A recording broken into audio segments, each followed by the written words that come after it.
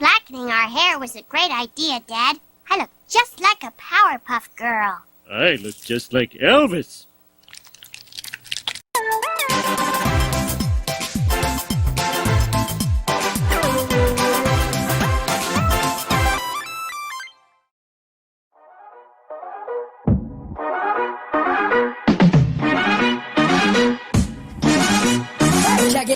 Launched on October 1st, 1992, Cartoon Network was one of the many TV stations that has revolutionized televised animation to many children and adults of all ages, providing entertainment for over 2 decades, with series that managed to tell timeless stories that literally reshape the way we view our animated media. And with such an acclaim that has existed since the early 90s, there's no doubt that this network has given us some of the most revolutionary ideas with what can be done with television. Some of these examples can be found in such projects such as the What a Cartoon Show, Adult Swim, and the topic I'll be covering today with this series of videos, its films. Yes, starting with this video, I'm going to be covering the plethora of animated movies that Cartoon Network has given its audience, from the earliest signs of a cinematic experience to the most recent. A few rules before we begin. I won't be covering any of the live action movies that were produced by the network, so you won't be finding any films like Ben 10, Alien Swarm. Another rule is that I'm jumping into this series with the goal of reviewing every film by order of release. So without any further delay, sit back, grab some snacks, and let's get into every Cartoon Network movie reviewed.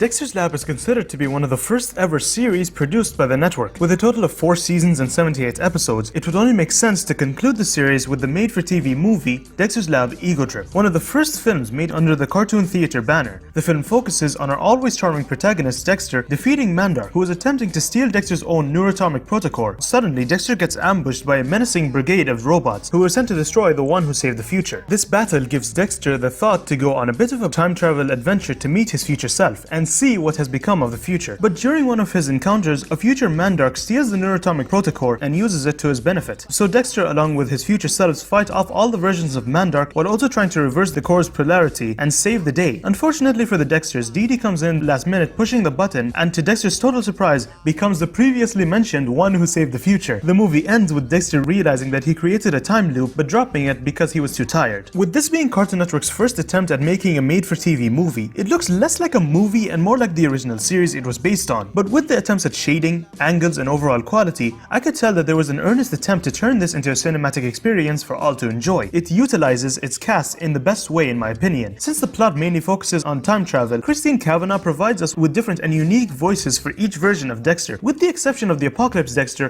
who was voiced by Jeff Bennett. I'd like to take this time to pat myself on the back. Gentlemen, here's to another greatest work completed. For tomorrow, we storm the castle!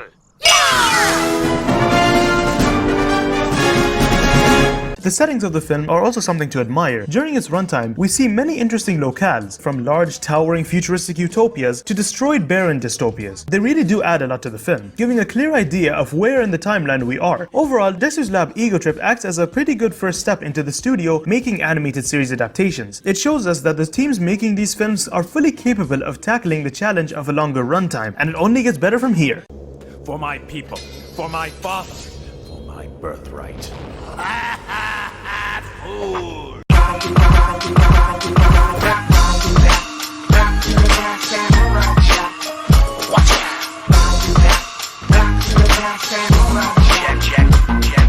Samurai Jack has always been a series that carried the purpose of being an action series that displays the art of minimalism perfectly. Like I mentioned before, it wasn't crazy fast-paced action 24/7. It was a mixture of animation and tone that gave the series its cinematic edge. And this would first be proved in its premiere movie that started the journey for the samurai known as Jack. Like a lot of these CN movies, the movie becomes a 3-part epic detailing the adventure of Jack's journey of preparing to fight the unspeakable evil that was unleashed by Aku. One of these parts acts as the exposition to the main goal whole of the series, as Jack's father explains the battle he courageously fought against Aku years ago, before the previously mentioned villain rises up and snatches Jack's father. This promptly sets up a montage where we see Jack train with many people of different fighting styles over a multitude of years. The montage is beautifully told to us through visuals alone, managing to convey the different emotions of our main character as well as his determination as he goes through this journey, as it ends with Jack traveling back to his childhood village to grab a magical sword and fight Aku. The battle starts with Jack using his training to give Aku a well-deserved beating, but unfortunately, as the intro to the series always says, Aku rips a portal in time and plunges Jack into the future. The second part opens with Jack in the time stream as he gets thrusted into the future where Aku rules with an iron fist. But Jack's not alone, as he becomes recruited by these advanced breed of talking dogs to fight off a legion of cyborg beetles. Jack humbly accepts the dog's offer and prepares for the climax of the episode. This is definitely where the movie shines in my opinion, where we see Jack try his damnedest to fight off the army. The battle ends with a cut-up Jack figuring out his new goal, find a way back to the past to defeat Aku. You could say he's gotta get back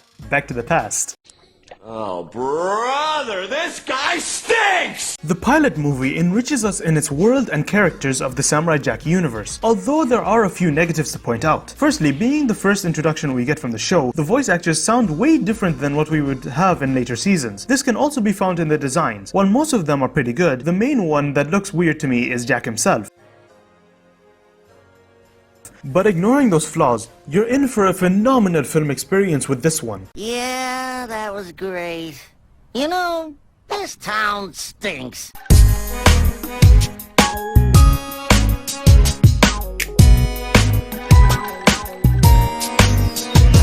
Paper, pencils, and an overactive imagination.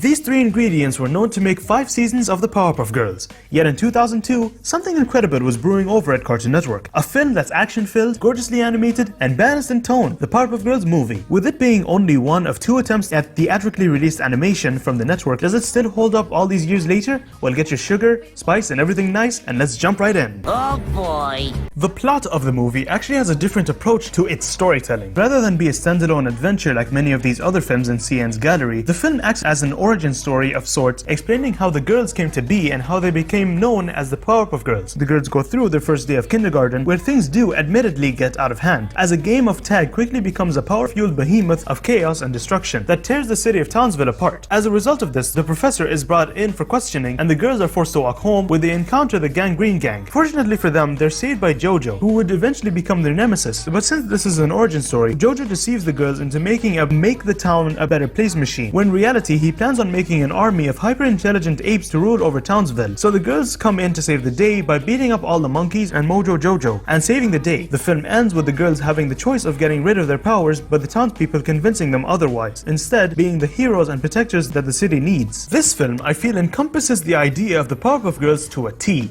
with it being the perfect blend of both action and comedy that the series is known for. Where Ego Trip was mostly made to be watched on a normal TV, Powerpuff Girls, I feel, is the opposite. Its smooth and rich animation was made for the big screen. The film also has its fair share of truly artistic scenes, especially in the final 10 minutes. That being said, it's not perfect. Being a product of the later seasons of the series, some of the scenes do drag on from time to time, the biggest victim of this being the tag scene. While there is an effort to make every part of this sequence hold up the audience's attention, to me it just drags on and on, where I think scenes like this could have been utilized for other parts of the movie that were integral to the story. But despite those negatives, the Powerpuff Girls movie is the perfect origin story for these characters. Its animation both expressive and impressive, its characters charming as always, and its overall story entertaining to people of all ages. This is a film that would make you glad the day is saved thanks to the Powerpuff Girls. Some kids aren't that creative, so they just copy what they see on TV. What are you gonna do?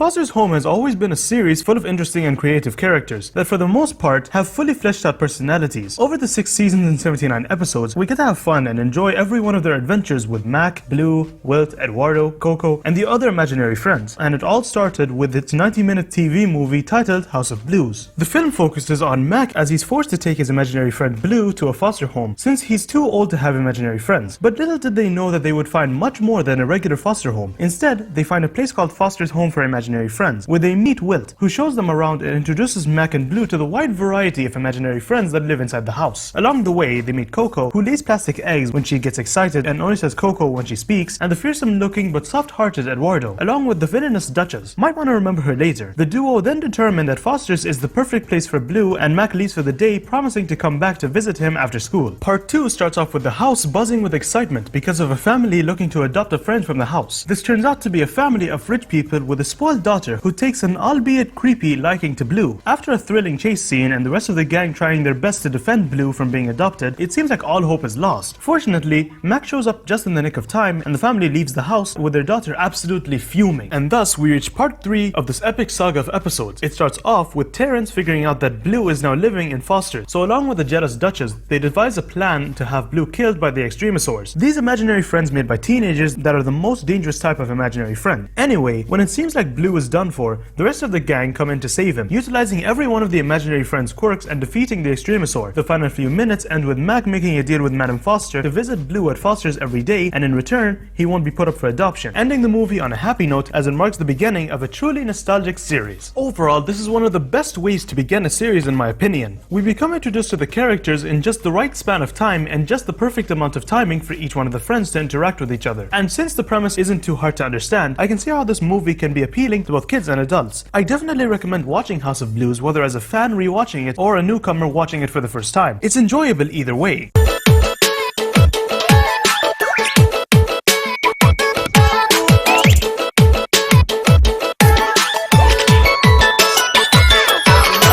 Hey there, thanks for making it to the end of this video. This will be the beginning of a new series reviewing every movie this network has put out, so I hope you stick around. Before this video ends, however, a few shoutouts. First is to the amazing Teddy That Draws for being kind enough to help out with the thumbnail art for this video. She's an extremely underrated and talented creator who does do commissions, so go give her stuff a look if you're looking for top tier, high quality art. Another shoutout is for another creative on Twitter going by the name of Shane, or Tyretrans Kiddo. He's helped me out a ton in the past, but is unsure about his art quality, so go give his Twitter a look as well, and tell him that his art is good and he should feel good. Anyways, don't forget to follow me on Twitter at GeekTunes and join my Discord server to hang out with me and other cartoon fans, and I'll see you all in the next one.